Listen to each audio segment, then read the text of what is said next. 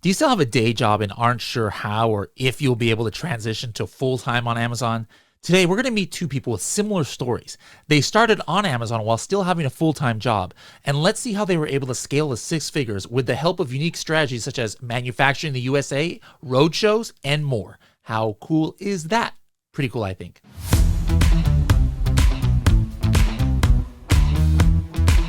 Hello, everybody, and welcome to another episode of the Serious Sellers Podcast by Helium 10. I am your host, Bradley Sutton, and this is the show that's a completely BS-free, unscripted, and unrehearsed, organic conversation about serious strategies for serious sellers of any level in the Amazon or Walmart world. And we've got a couple sellers that are all over the world. As a matter of fact, we're in three different time zones. It is 9 p.m. here in California when I'm recording this.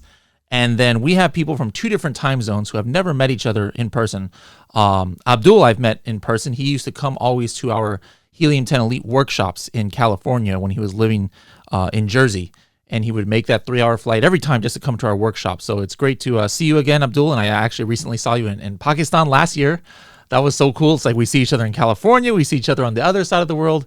And then we've got Gina here, who I see almost every week on our weekly Helium 10 Elite networking calls that we do on Zoom, where we have a group meeting. And I was like, you know what? I've been talking to these people for a while, but I don't really know their story. And I want to learn it with the rest of you guys. So that's what we're going to do today. So welcome to the show, Gina and Abdul. How's it going? Not Good, too bad. thanks for having me. Awesome. Now let's start with Gina. I probably know less about. I've known you for less time than Abdul here. So let's find your backstory. Now, I believe you said you were in. Is it Texas that you're in? Mm-hmm. Yeah, right. Is that where you were born and raised, or? Born and raised, San Antonio, Texas. All right. So growing up, what did you want to be when you grew up? I didn't really know. So I was a collegiate athlete, and everybody thought, oh, I want to be a professional, whatever sport you're playing, but that didn't exist for women at the time. But I knew I was playing a lot of sports. And then the other side of me was, I was a relatively good student in school, and I really wanted to have my own business. My mom was very good business wise. My dad was a salesman. So I think I just had the bug early on. I kind of fell into e-commerce. So I can't say like, oh, I wanted to be a fireman or a fire person or anything like that. What was your major in college? It was at the time it was called business analysis. So it's a business degree it was the early on stages of what people would know as like information systems, but on the business side. So the start of Excel, all the spreadsheets, it was the beginning of it. So was that something that you're like, all right, I'm doing this just so I can play this sports, but I'll just pick whatever, or did you actually have some aspirations to get into that field? I did. So in high school, we had programming classes early on. So my like sophomore and junior year, they had computer science and computer math, and I got really interested in computers. And I did internships. Like I did the whole 9 yards of IT, fixing computers, doing all that, networking systems. And then when I went to college, I went to Texas A&M. I actually got into the engineering school, and I thought I was going to be a computer engineer. And then I found out really fast. Texas A&M. That's Kevin King is. That'll instantly make you one of Kevin's favorite people in the whole world if he found out that he went to Texas A&M. I do. Well, what's the phrase? Gig 'em? Is that what we're supposed to say, right? Gig 'em. I love it. I love it. All right. And so then, okay, so you're in, all into computers even since high school, but then you said you kind of fell into e-commerce. So how did that fall happen? So as an athlete, like you're traveling a ton, and when you get into kind of the upper levels of your degree, like you have to do group work, and programming in group work while you're traveling is horrendous. Like you can't just make up stuff. Like you can't meet with anybody. So I went to our academic advisor, and they switched me over to business, and they're like, we think you'll like this because it's as close to computers as you can get, but on the business side. And it was the start of the internet. So I'm class of 97, and this was before the internet got really big, before e-commerce got big. I ended up, after I finished playing, working for a company that sold sporting goods. So I kind of fell into that. And then and I just started on the phones. I was customer service. I knew baseball and softball equipment. And then this internet position opened up, and I applied for it, and I got it. And then 17 years later, it turned into, I was just managing content we created the first, email program. We created the first affiliate program. The first, before Google was Google. I think it was called And Overture. everybody, let me just make clear. She says she's the first email program for her company. She's not that old, guys, where she created the first email program in like history. Like she was the origin of You've Got Mail or something. No. Okay. She's a young person here. All right. Well, all right, cool. It was, that's how I fell into it. Like it was just one thing kind of led to another, was a path that opened up for me. And then this web took off. So that was in 99. When I started kind of in the web department, I think our business, our business was like the catalog order company for baseball and softball. So like the Sears catalog was for all other things, we were the Sears catalog for baseball and softball equipment. That's kind of what we were known for. We did everything mailer. People would call in, you get a catalog once a month.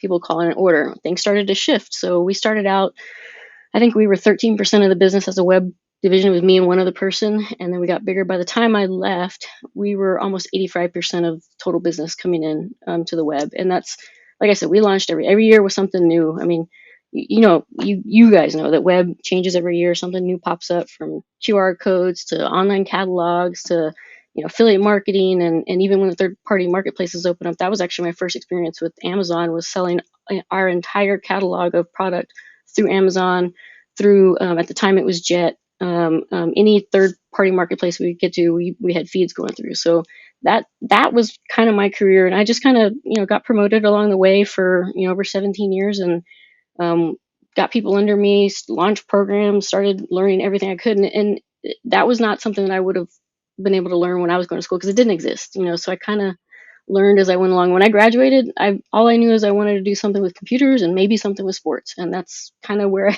I landed in a sporting goods company. So that's how I fell into it. All right, let's switch to Abdullah now. So Abdullah, when I met you, you were living in Jersey. Now, were you born and raised in Jersey or in Pakistan? In Pakistan, so I'm back where I was born. And what part? Now I can say that I've been, Yes. 2 different places there, so I might actually know. Yeah. So- If you remember Lahore, I was born in Lahore, Pakistan, and that's excellent. Yep, where yep. I am. So I was there. that's where we met last time. Yep. Okay, so that was near your. Okay, so Yeah. so then what about you? Did you go to university there in Lahore, or did Yeah. you go, United States? I know many go to university in UK. How about you? UK, yes. And in that way, Gina and I are quite similar. I have a computer science programming background as well. You couldn't have picked two similar. Were you a collegiate athlete as well? A cricket No, player, perhaps? that's where we differ. So Okay. I did my high school from Pakistan and graduated from UK, like you almost guessed, Hmm. and started working for. Uh, started programming for London Stock Exchange, moved to New York, worked for the New York Stock Exchange, Chicago Mercantile. I used to do lot of programming, a lot of coding. Now Hmm. I just test financial software, so that's my main gig. And Okay. Amazon is something that, as Gina said, that came while it came off. It wasn't after we discovered it, and it came out of my passion of the products that I sell, and hopefully. So what about around what year did you get into e-commerce then? So around 2012, I started my fragrance. I had Oriental fragrance business. I would wholesale it. I would retail it on my own website. For many years, I would hear about Amazon. Well, Really, no, wait, hold on. Was this like a side gig that you were yes, doing while you were still doing the stock exchange and different things like that? correct. While I was Okay. programming Okay. for this was something on the side, and it grew from Mhm. there. So my growth was very organic, and I've slowly built it up, and kept hearing about this Amazon thing, and only started looking into Amazon 6 to 7 years ago. And as it goes, we did everything wrong until I discovered proper tools like Helium 10, and I've discovered a community. So only now we have come to a stage where we can say, okay, now we're back on track. And hey, I think this Amazon is better than my e-commerce, my own website. So Mhm. Okay. yeah, All right. So interesting paths here.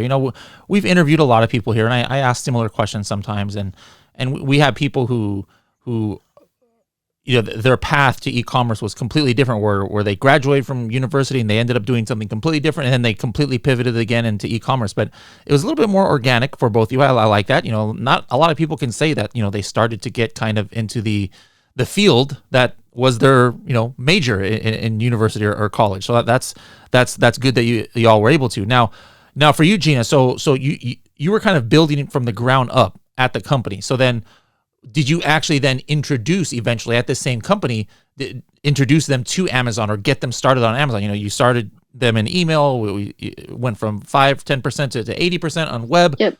Was there eventually a transition to getting those products up on Amazon then? Yeah. So with us as a retailer, we represented tons of brands. So really, the feed is what we were looking to expand. Like how do we grow? We had our e-commerce website that we managed in house. We had in-house development, so we had control of all of that. We were already doing email. We were doing affiliate. So what was the next thing? And third-party marketplace was the next thing. And so it was okay. Let's look into Amazon. What do we need to do? Can we do feeds? Got our IT department to hook up our entire catalog website. Order all the orders came in and flowed through our ERP system, and really, it became kind of a third or fourth leg to our e-commerce channels. So if you broke them up into email and affiliate and all of them, that was one of them. And it was probably the second one behind email. Email was huge for us. We had like 6 million email addresses or something crazy like that then, and that was big at the time. And yeah, we brought in Amazon and other marketplaces. So before Walmart bought Jet was one that we launched into as well, and did the same process. It was really taking other people's products that we purchased and then put them online. And we had So it wasn't like your own company's own product, but you were putting other existing brands on Amazon that were not there. And then we had our own brand too. So we had some private label there too, where we would work with our brands and say, hey, you have these 3 things, but we need this price point. And then we would create, a price point for that brand and also put that online and on our website and everything else. So then fast forwarding to the end here, like, are you still with this company or are you doing your own thing now? Oh no, I'm doing my own thing. Now, were you like Abdul in the sense that while you were doing your day job, you started laying the groundwork and building it, or did you just like stop and then that's when you started your business?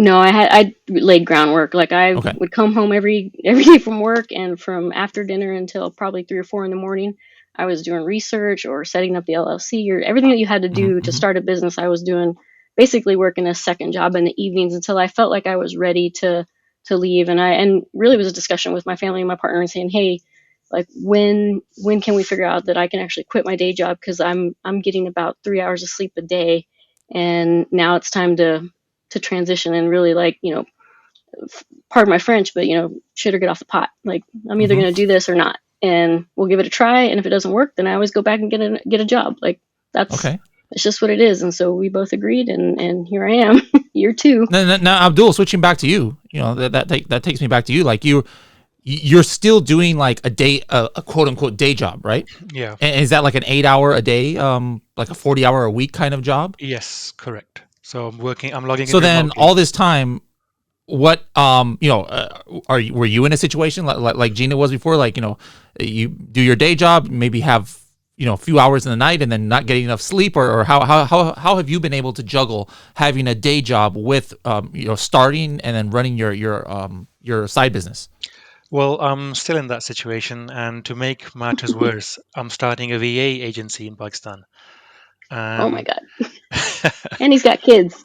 And yes, you heard him. So Yeah, well, everybody, just to let you know, Abdul, most of us have 24 hours a day. Abdul has about 29 to 30, so he's able to do all this, I guess, huh? So things are getting better because I have 4 to 5 people who I have trained on my own business, my own e-commerce, my Amazon. So I spend my day with them, a couple of hours with them, and I let them run with it. Then I have to come back and log into my US job.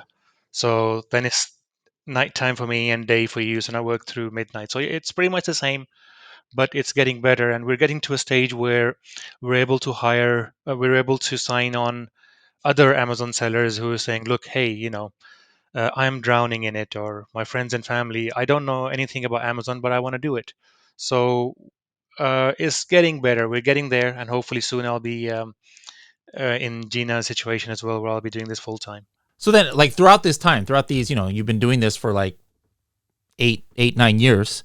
What's the how do you break down? Were you always using virtual assistants, or was there a time where you were doing everything on your own? And then how do you manage having a family, having an Right. 8 hour a day job, Right. and now trying to build, an empire online?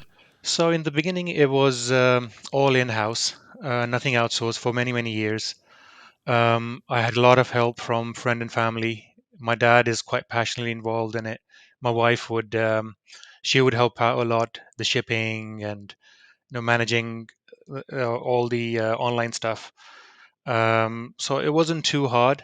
Only when it started getting too complicated with all these, through Amazon in the mix, and now that I'm working remotely, so part of me moving here was just to see if I can develop a team and leverage them to help me out over here. 2021. What was your estimated gross sales overall, the platforms that you're selling on So, online? 2020, we were doing 600K just on was it on Amazon? Just on Amazon. But I think we were hit hard by the um, the shipping price rise increases, this whole COVID situation. So it's dropped. We went back to 400K, but we were getting back, and it didn't help. That's when I was moving, so it was all I had to shift all of my processes. So we are gaining our foot back. We are doing a little bit more advanced planning as the inventory goes, trying to order ahead in time. So we are on a trajectory, and if uh, things keep going this way, nothing else, we don't get hit. Inshallah, we're supposed to say, right? Is Inshallah. that say So say I learned things on my trips to Pakistan there. Okay. perfect, absolutely. So we're looking to regain where we were at the start of the pandemic, and then start growing from there. You said you were getting close to the point where the income you're receiving, or your profit, whatever you want to consider it, is going to match or exceed your day job. So like, have you and your family talked about that point? Like, what is it going to take? I mean, Abdul, it's been like 9 years. All right. I'm not trying to hurry you or anything, but I'm just saying, what is the point where you're like, you know what? Yeah.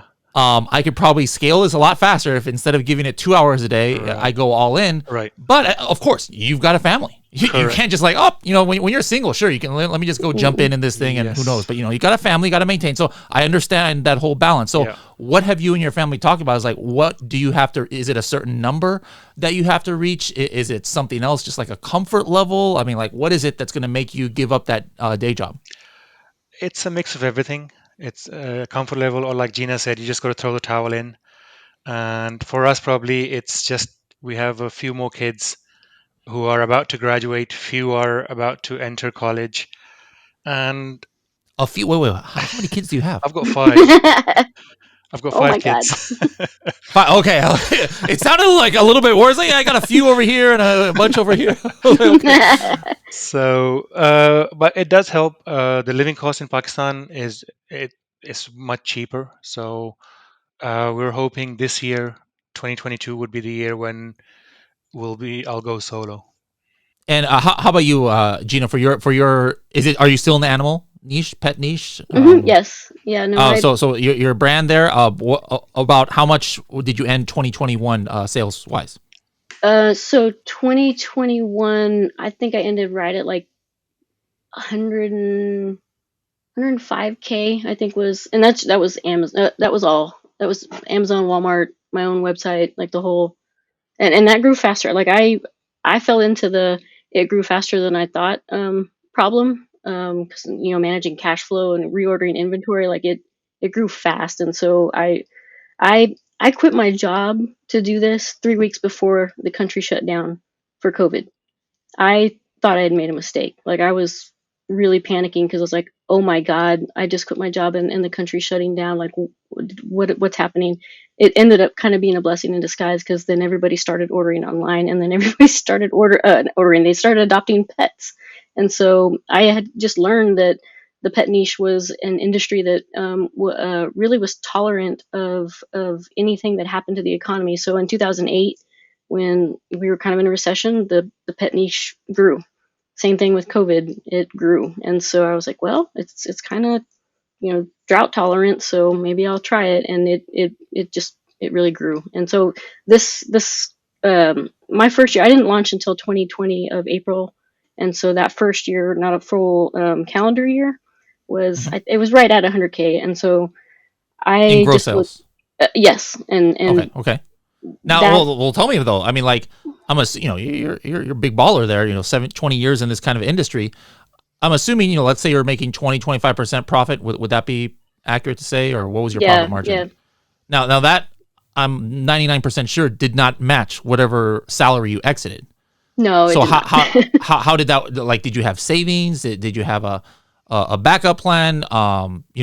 Your household, other than you, made enough money so that it covered her? Because if that would have happened to Abdul, he might be living on his own right now. His wife would have been pretty upset. Like, yeah, give up your big day job for $20,000. So how did you manage that?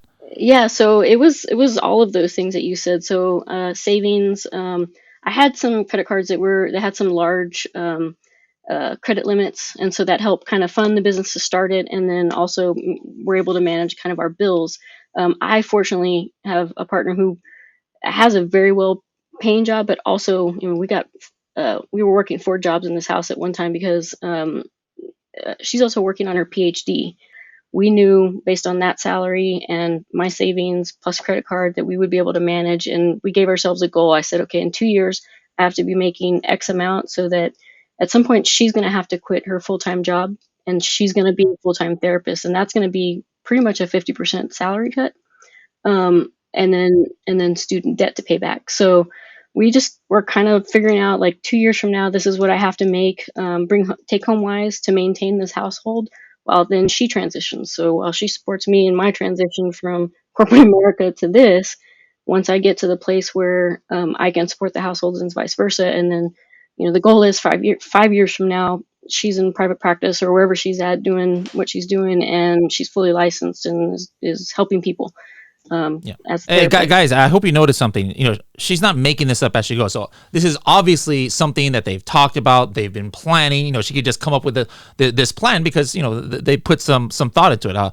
I'm not sure if she's put 9 years of thought into it like Abdul has, but there's a common thing here, guys. I'm not trying to make fun of Abdul here, but you don't. I mean, sometimes you guys hear stories about like, oh, I just like told my boss, gave him the middle finger and said, I'm leaving this. Take this job and shove it, like that one song says, and I'm just gonna go all in. I don't know what I'm gonna do.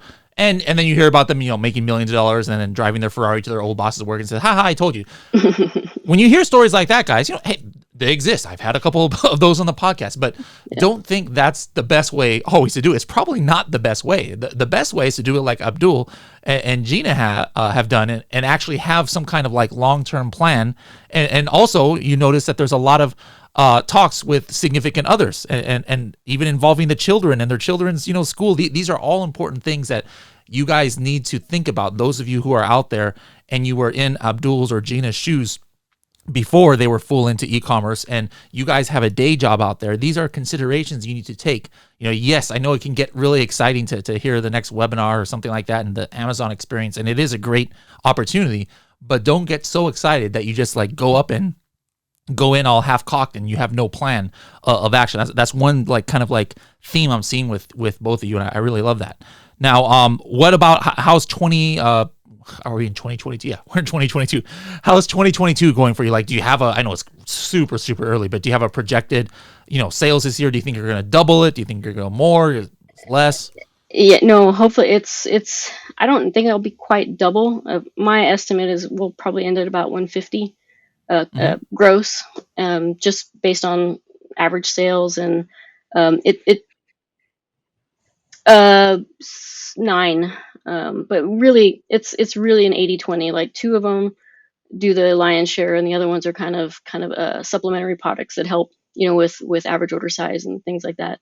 Now let's switch back to Abdul a little bit here. Now, Abdul, you've been in the game for a number of years. Now, what are some of the biggest things that you've had to change with your strategy, when Amazon changes something, or just other, like a terms of service change, or just any times. Talk about all the times the biggest times you can remember that you've had to pivot, being an Amazon seller. So, two major points I can think of in the beginning where I realized Amazon is not like running your own website. You got to be on top of the customers, you got to be on top of the complaints. You cannot take your time. So we were like we had a few shutdowns because of that. Um, and the second most recent uh, time we had to change was this whole logistic situation where A, I was moving, B, the logistic prices were going up, the shipment prices from China. So we had to come out with a systematic or a programmatic methodology of better forecasting, looking at our past 2 3 month sales and forecasting 3 4 months, maybe more ahead, and working closely with our suppliers.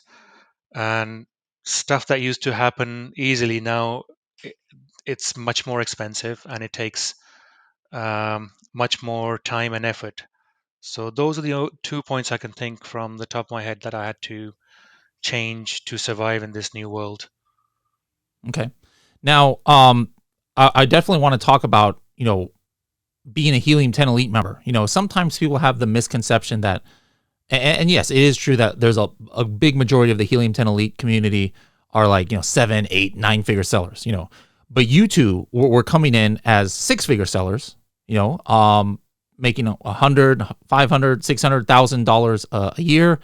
And why would you say it's been beneficial for you to be in the elite program? Like, can you think of ways that it's, some strategies you have learned that maybe you wouldn't have learned about, if you were just trying to do it on your own?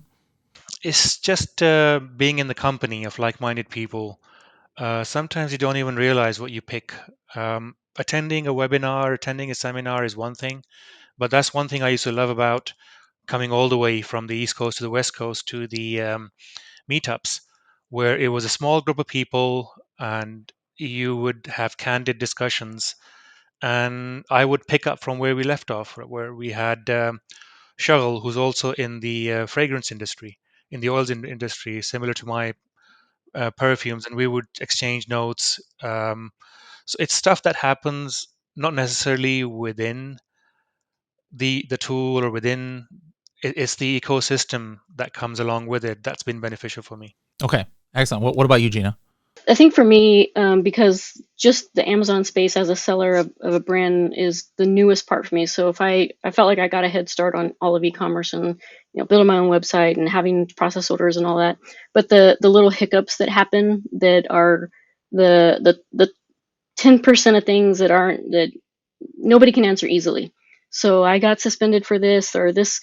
I have this problem on an ASIN. Try this. That community is kind of the upper echelon of people that either have had that experience or they know somebody who's had it, or even just learning some of the things when Kevin comes on once a month or whatever it is, his knowledge of what he's done. Like that is very tailored information and people that I can ask specifically. This one group you can ask, and if they don't know, maybe somebody else knows, or they'll find something. And it's not just Amazon. Like even Carrie, as I've started Walmart almost doubled for me this year. Like as soon as I changed to Walmart fulfillment services, like I started doing like $1,000 a month, and I was doing like 200 a month, and it all of a sudden I was like, oh my god, like this channel's grown without trying. And so I need to pay attention to it and learning. They just launched that Project W, and I was like, oh god, let me watch that because maybe I'm missing something because there's not a lot out there on Walmart. And so that's for me the biggest thing that I've enjoyed is just asking those specific questions and people giving you like specific answers without the sales pitch. Like I'm tired of the sales pitches from everybody who's a guru or an expert, and I'm over it. Like I need somebody who's done it. Yeah. Now, going back to Abdul here, Gina was just talking about selling on Walmart. What platform are you only on? Amazon USA? Are you in any other Amazon in another country? Are you on Walmart? What marketplaces are you on? Mostly on Amazon, my own website, and my brother is running the same brand in Europe. So he has his just the same setup, Amazon UK and all the other European countries that come with it, and also he has his own website, and we share trademarks. We share products and expertise between each other. Now, you guys have been, talking about strategies, whether you know it or not, and some of these strategies might be the most important of them all, and they're about the planning and preparation and how you transition from day jobs to Amazon and mindset and juggling family life and things like that, which are all actually pretty important, sometimes even more important than some of these other strategies. But I want to talk now just about how you guys. Not everybody can scale to over $100,000 of sales from zero, which both of you weren't given an Amazon business, to start with. You started it from scratch. So let's go back and forth here with our 30-second tips or strategies. So what are some just minor things? They don't have to be something that's like some super ninja hacking the algorithm kind of thing, but just some of the little things that you guys have done that made a noticeable impact in helping you, reach the success you have. Let's start with Abdul for one, go back to Gina, and then we'll go back and forth a little bit. Um, Probably tighter control on inventory. For example, we use Shipping Easy. So I have inventory in FBA, FBM, some eBay, although not much, my own website. Or if someone comes to my warehouse in New Jersey and they pick up wholesale 1,000 pieces, now suddenly I have to, all of my other present or outlets need to know, oh, we don't have this product anymore. I don't want to sell and then having to explain to a customer.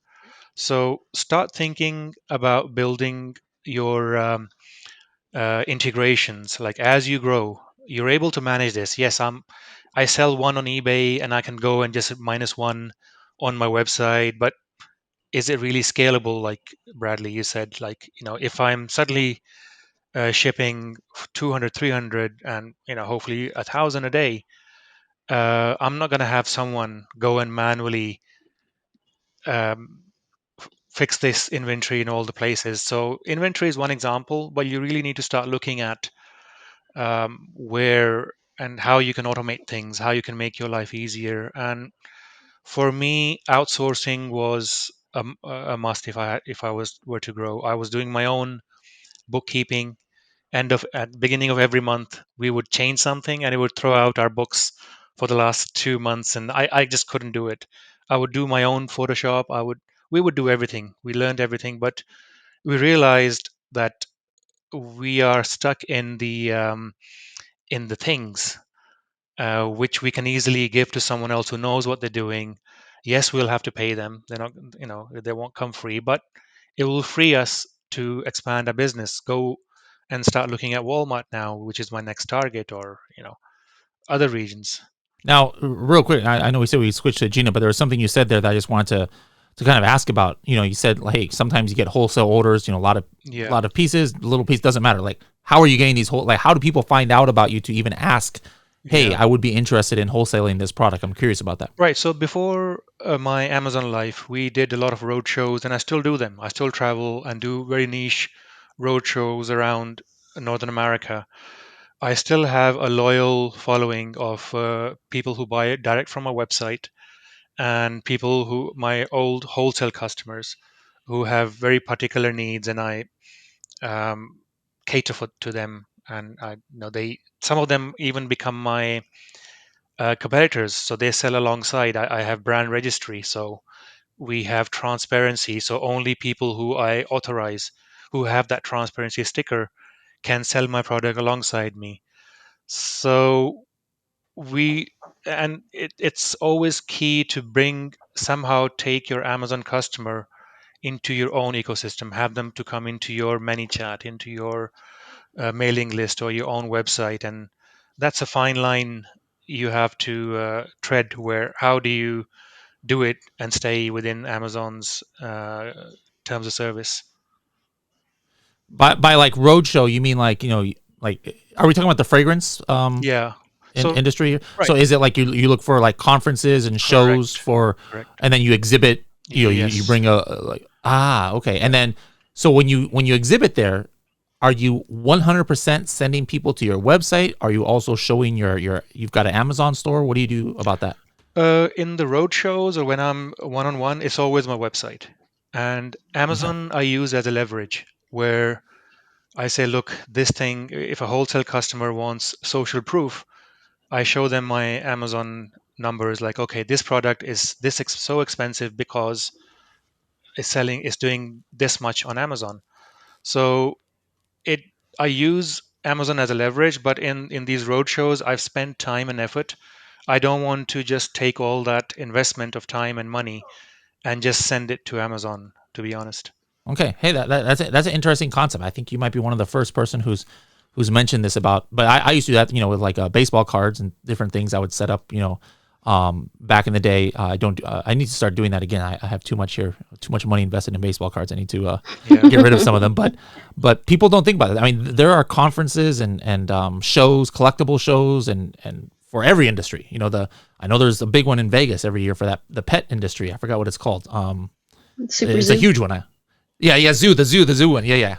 Super Zoo. And Yeah. Super Zoo. That's it. I think I was looking into that one time, and so that's something. Yeah, I don't know why I never thought about that to talk about that. But if you guys are in a niche where there is some kind of place where you can exhibit at, then take advantage. And could you send people to Amazon? Yes, but like Abdul says, now you're giving Amazon their 15% and everything else. So if you can actually have your own website set up before then, and your own warehouse where you can even have people just pick up, like you said, that could be something to look into. All right, that's good. Now let's go to Gina. What are a couple tips or strategies you can give us that have helped you along the way? It's kind of my SEO philosophy. If there's 100 things you can do right for SEO that you can rank correctly, try to do as many right as you can. And so that's what I did for my website, and that's what I did for my Amazon listings. Like, make sure your title is correct, your keywords are, your pictures are what they're supposed to be. Try to do as many things as you can, and then turn it on. And that was my philosophy, is just kind of, keep it simple, stupid, right? Just start with the small stuff and then start to launch. So then I launched Google ads, Amazon ads, and just try to stair step. So you hired somebody to help you like drive out, ranking in Google and things like that for your Amazon business, or No, for my own website. Yeah. For your own website. Oh, so I didn't. Yep. Okay, so you actually have your own website for your Amazon brand as well. Oh yeah, that was the first thing I built. Like that was, okay. Like I said, I come from e-commerce, and my ultimate goal is like, it's cheaper. Like if I could get every Amazon customer I had and bring them to my website, then that's going to be more profitable for me in the long run, because I don't have to pay the referral fee, right? And so how are you fulfilling those? So either fulfillment by Amazon, Walmart fulfillment, or I ship out of my house too. So I have a pretty good relationship with our mailman that I put in the online form, and if I've got packages that go, because we've got those mailboxes where you have to go to and open a key and all that stuff, and nothing fits in there. So I'd have to actually take them, and I'm like, no, I'm not doing that. He just says, text me, put in your form online, but text me and I'll come by your house and I'll pick them up. So I have like a little, bucket set up, and he comes when I text him and send the form and picks up my packages. And I might have one day and I might have 10 another day. So it just depends. It's cyclical in ways. So do you manufacture your products in USA, China, or where's your products coming from? Yeah, so that was one of kind of my strategic things that I decided from the get-go, was that I only wanted to have products that were made in the USA. One, to have that as a selling point, and then two, for cases like COVID or delivery price increases, things falling off of a boat, like I didn't want to deal with any of that. So I said, okay, I'm only going to find manufacturers in the United States. And how did you do that? Was it a website that you use, or like you just Google, or how? That's a common question. I mean, I know you can even use Alibaba to actually find U.S. manufacturers, but how did you personally do it? Both. So I did Google. I tried to find manufacturers that were private label, and trying to find within the pet industry. My biggest thing was, when you're starting out, their minimum order quantities, their MOQs are huge. And so it's like, oh my God, like I've got to put in this much just for one SKU. So I did kind of a mix. I found one where there's huge amount. I say huge, but it's relative, right? For one, my bestseller, but then my supplemental, those are no minimum order quantities. So I do both, and it works out better. And I just went on Google. I found kind of like the associations that that run your industry. So if it's I don't know, in the pet industry, if it's like uh, the people who govern, they have shows, and when you go to the show's website to register, there's always a exhibitor list, and you click on the exhibitor list, and here's all the people that are going to have a booth at the show. So if I can't actually attend the show, at least I know here's all the companies. And so I would go and I would click on every single one. I would see who was in the United States, who manufactured in the United States. I visited facilities and then worked out terms and found really two companies that manufacture for me that they're smaller, they're not huge, but they've worked with me really well, and I can appreciate that. Like I'm a loyalty type person. Like if you're loyal to me, I'm totally loyal to you, and I'll give you the shirt off my back. If you help me, I'm going to help you in whatever way that I can. It doesn't even have to be business wise. Once you get into my circle, you're in my circle, whether you like it or not. And so that's what I did, Google and research and trying to find who does what, how much is it going to be, who's going to help, what can I afford. Are you one of the only ones then in your niche that is made in USA? Is most others made in India or China or things like that? It depends on the product. So kind of in the pet supplement space, there's a lot of manufacturers in the United States. When you get into like the raw meat, like jerkies and things like that, a lot of it is China, or there's some in Mexico. I found United States only because I wanted to have all products that were natural, for one, so no preservatives or anything like that. And then I wanted made in the United States, not for anything other than like, why not? Like, it could be cheaper, but I can pay somebody here for whatever they make it for. That's a selling point. There's some people who just search for like, hey, I only want made in USA, and so you would have an advantage over competition in that. Okay, yep. And I'm like sure you don't have to worry about all these import shipping prices and 5-month shipping delays that some of us are having to deal with. That didn't hit me. The thing that hit me the most was the storage limits at Amazon. Yeah. What about you, Abdul? Where are you manufacturing? So just going back to Gina's point, you have to keep your mailman happy. I think my mail people, because I'm in fragrances, he was the best-selling mailman in the town. So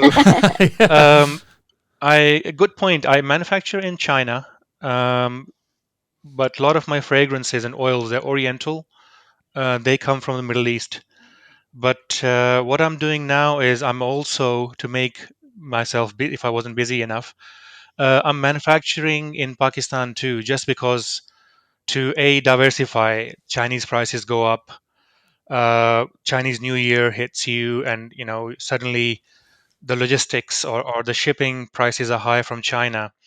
We can I have parallel products. I'm making the same item made in China and made in Pakistan, and just so that I don't run out. I might run out of one ASIN, but I have a parallel ASIN which keeps going. So that's work in progress. Hopefully this year I'll have I think within over the next week, 2 weeks, I'll have my first small item hitting Amazon, made in Pakistan for the first time. Well, interesting. You see, like usually we just do these tips and then that's it. But then like as you guys were saying your tips, all these other side things started coming up. And I like that. I love it. So we were able to learn a lot from you guys. It's a great, I love having people that, nobody has heard of, outside of our elite group, and I know Gina seems to be semi-famous celebrity in the 90s in the sports world, but but the point is that, if you're listening out there,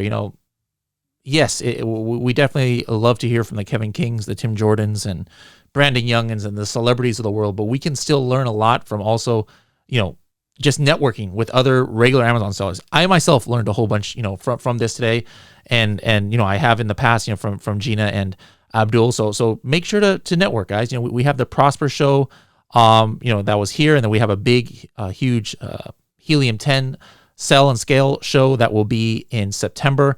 There's conferences all over the world. I met Abdul. We hung out at a conference in Pakistan, in Lahore of all places. So it doesn't matter what country in the world, there are Amazon meetups and things, whether they're virtual or in person.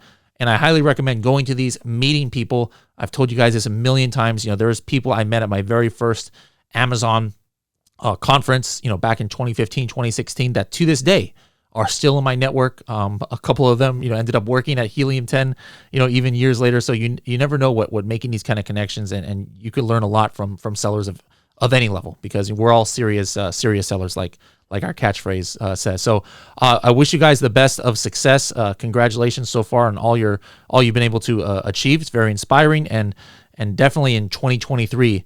I want to reach out to you and see, what you're able to scale to, Gina, and see if Abdul finally quit his day job. We'll see it and see how you guys are doing. But I'm sure I'll be seeing y'all in person, hopefully at one of these events coming up. All right, thank you guys, and we'll see you later.